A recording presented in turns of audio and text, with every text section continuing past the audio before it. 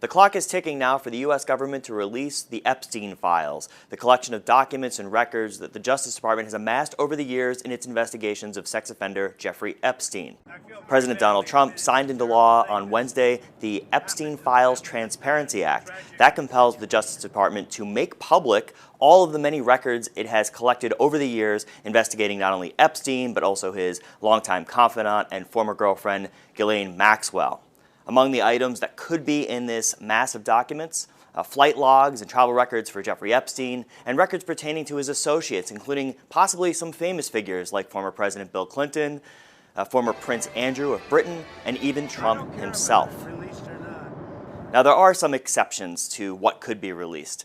Anything related to victims of Epstein and their personal identifying information, that will be withheld, that will be redacted or blacked out.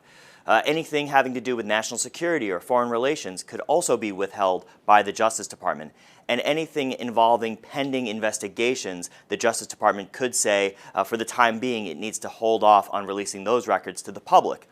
Now, where could that come up? Well, the investigations into Epstein and Maxwell are long over. Epstein died by suicide at a New York jail in 2019, and Maxwell is in prison in Texas as we speak.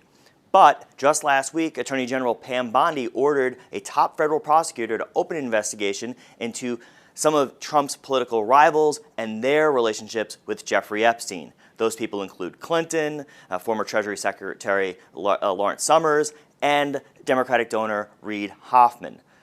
That investigation could give the Justice Department potentially an excuse to withhold at least some of the records that it has now been ordered by Congress to release.